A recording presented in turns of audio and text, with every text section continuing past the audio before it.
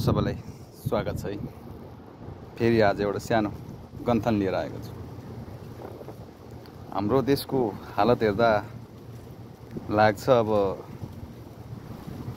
कहिल्यै बन्दैन। किन बन्दैन भन्दा एक त हामी जनता पनि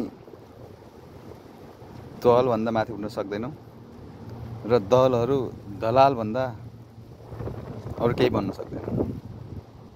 र यी जति पनि दलहरू छन्, काङ्ग्रेस, एमाले, माओवादी र रासपाका विशेष गरेर कार्यकर्ताहरूलाई सोध्न चाहन्छु, तपाईहरूले आफ्नै नेतृत्व त परिवर्तन गर्न सक्नुहुन्न, युवाहरूलाई अगाडि बढाउन सक्नुहुन्न भने देश कसरी बदल्नुहुन्छ? काङ्ग्रेसमा शेरबहादुरको विकल्प केही छैन, कसैलाई ल्याउन सक्नुहुन्न जबसम्म शेरबहादुर जिउँदो हुन्छ। माओवादीमा प्रचण्डको विकल्प अरू कोही हुन सक्दैन। यदि आइहाल्यो भने पनि ऊभन्दा झोर मान्छे आउने हो, ऊभन्दा खत्तम मान्छे आउने हो। काङ्ग्रेसमा पनि शेरबहादुरको विकल्प कोही आइहाल्यो भने ऊभन्दा खत्तम महाठग देशघाती नै आउने हो। र एमालेको त कुरै छोडौँ। एमालेका नेताहरू सुध्रिनु र सच्चिनु भनेको प्रलय आउनु जस्तै हो। र केपी ओलीको विकल्पमा कस्तो मान्छे आउँछन् भनेर अहिलेको अवस्थाले देखिसकेका छन्। र केपी ओलीका पछि कस्ता मान्छे छन् भन्ने कुरा सबैले देखिरहेका छन्। त्यसैले रह्यो रासपाको कुरा। रासपाका केही नेताहरू राजनीतिक धरातलबाट भन्दा बाहिरबाट केही नयाँ अनुहारहरू आएका छन् अभ्यासका लागि। तर बाँकी त सबै तिनै पुराना दलबाट आफ्नो भागबण्डल नपाएर आफूले केही गर्न सकेर नयाँ कतै केही पाइहालिन्छ कि भनेर आएका त हुन्। जस्तो रासपका स्वर्णिम अग्ले यतिका वर्ष काङ्ग्रेसमा थिए। काङ्ग्रेसमा भन्दा भुत्लो भाङ के गरे देशको लागि?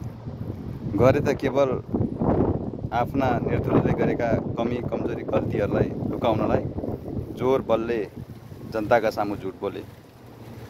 अहिले राजसभामा लागेर नि गर्ने त्यही हो। आफ्नो नेतृत्वले गरेको कमजोरीहरूलाई ढाकछोप गर्न जनतालाई झुट बोल्ने काम गर्छ। त्यसैले यिनीहरूबाट केही आश नगर्दा हुन्छ। र रहेको कुरा बालेन शाह, हर्क साम्पाङ जस्ता मान्छेहरूलाई राजाका विरोध गर्छन् यिनीहरू भने तिमीलाई लाग्छ यही व्यवस्थामा प्रधानमन्त्री वा राष्ट्रपति भएर देश चलाउन पाउँछौ भन्ने लाग्छ भने अबको 100 वर्षपछि नि पाउँदैनौ यदि यही व्यवस्था रहिरह्यो। किनभने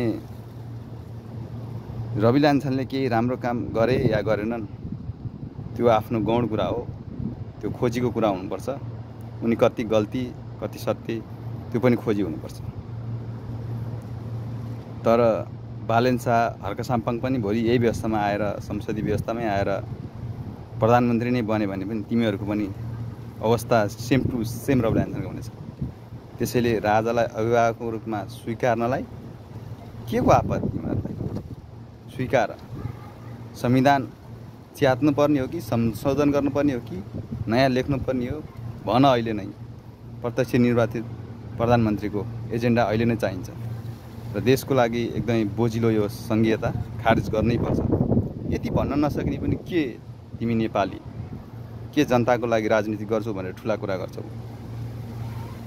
त्यसैले बेलैमा बोल्नुपर्छ, घुम्सिएर बसेर काम छैन र सत्य बोल्नुपर्छ। त्यसैले अनुरोध गर्न चाहन्छु, अहिलेको अवस्थामा नेपाललाई बनाउन सकिँदैन, बदल्न सकिँदैन। त्यसैले हामीले हाम्रो अवस्था बदल्नको लागि व्यवस्था बदल्न जरुरी छ। अबको नयाँ व्यवस्था भनेको अभिभावकीय भूमिकामा राजा र प्रत्यक्ष निर्वाचित कार्यकारी प्रधानमन्त्री नै र संहिता खारेजी र संसदहरू मन्त्री प्रधानमन्त्री बन्न नपाउने व्यवस्था नै अबको उत्तम विकल्प हुनेछ हामी सबैका लागि। यति गर्न सक्यौँ भने अबको 10 वर्षभित्र नेपालले कायापलट फेर्नेछ। हस् त, धन्यवाद। जय नेपाल।